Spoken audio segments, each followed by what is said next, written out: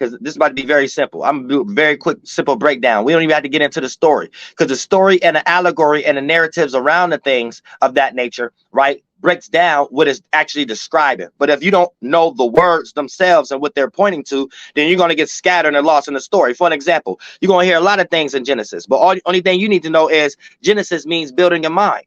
So God, all possibility, but from the Jewish context, they're talking about their mind in the beginning, right? So they're talking about a person creating themselves when they're creating imaginations and things of that nature, how they bring their world into existence. So it's an occult book. It's an esoteric book. It's not a history book, but it's about how this occult practice is being used throughout history, and the negatives and positives and the many allegory examples that they utilize for you to go down these trains of thoughts and line of reasonings to see these outcomes.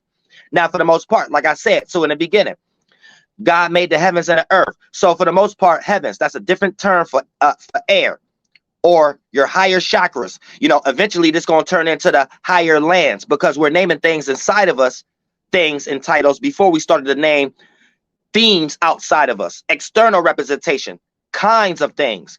We called something inside of us a bird first, before we started to call what represented something outside of us that we could give a correspondence to and say that's part of the bird kind that men gave a name to out the mind. There is no speaking words without the mind, right? But the mind was here first. So it's actually breaking us, it's helping us understand how we're creating everything from the inside out, based upon having a mental nature that bends in on itself and becomes an actual physical nature. Now, but it starts with fire, water, air, earth. So this is breaking down contexts from the Book of the Dead and Mesopotamian and mixing it all up as far as the Septuagint, the Greek interpretation of the Hebrew Bible. Now look. So in the beginning, God made the heavens and the earth. So all possibilities, you as a spirit, right, making the heavens and the earth. Heavens, air, that's an idea. Earth, how the idea look. So that could be a shape, form, but in esoteric knowledge, that would be a correspondence to practicality, making sense out of something. When you ground an idea before you even express it third dimensional wise. So that'd be the earth element, how the ancients look at it, not firma terra. Now, check it out. In the beginning, God created the heavens and the earth, an idea and an image for it.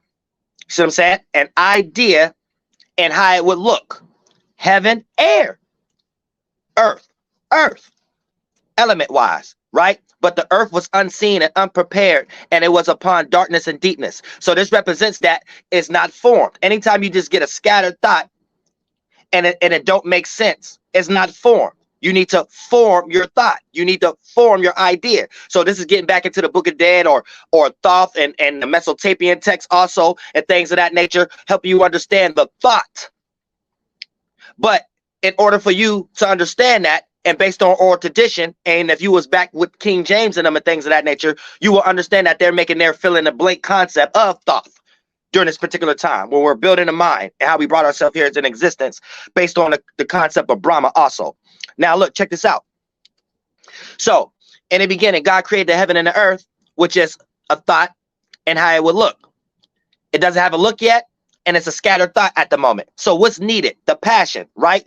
God said, let there be light. Your spirit, all possibility, let there be light. That's a correspondence to fire. But before you said, let there be light, you had to rush upon the water. You see what I'm saying? That's the emotion. So once you bring the emotion, feminine, and the light, the fire together, that's the feeling and the vision, you're able to shape and form an idea and make it make sense. An idea and how it would look.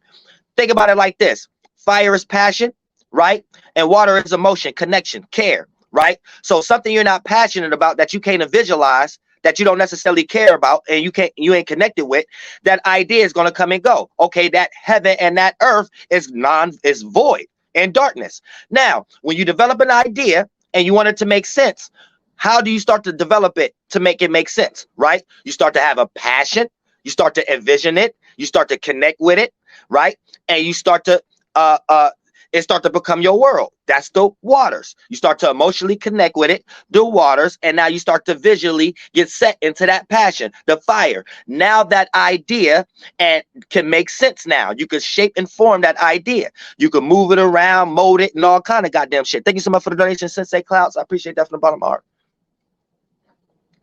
So basically, Genesis in a nutshell is a context of how you make your mind. And as a spirit, you bring your mind into existence based on fire, water, air, and earth. And to shape your air and earth, heavens and earth, you need that. You need to hover over the water, have an emotional connection with something. And then once that passion is, it looks good, it has a vision, aka that's the fire inside of you. Because I can't see your visions, only you can see your visions. So that's your internal externalization. That's your internal yang. You see what I'm saying? Water is your internal yin. Then you have a yang side. Air is your external yang. Earth would be your internal yang. You see what I'm saying? So keep that in mind. So you have the left brain, external and totality.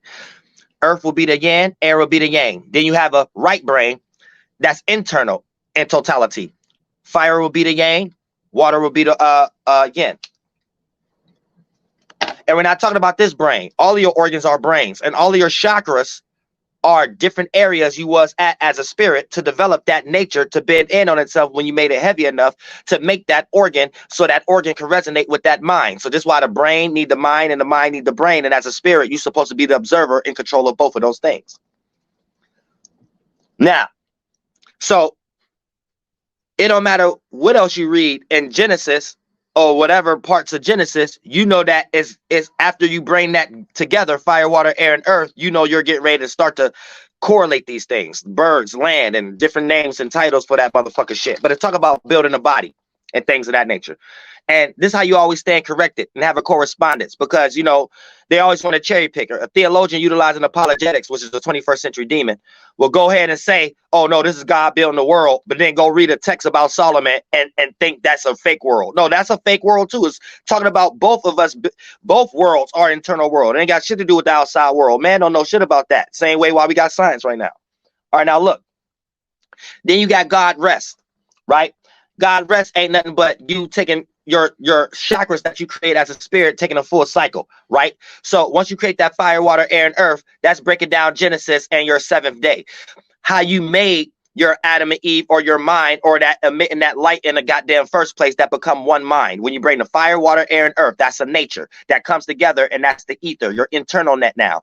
And then this becomes a mind now. And this mind right now, right, your spirit can rest because now you have a characteristic, right? Let us make man in our image. You're making that thought in your image, right? As a spirit, you don't have no image. You're no thing. So only the Jesus and the Father is blood and flesh, aka Jesus, the mind, the Father, the body, right? But the spirit has no form. So keep that in mind too. Now,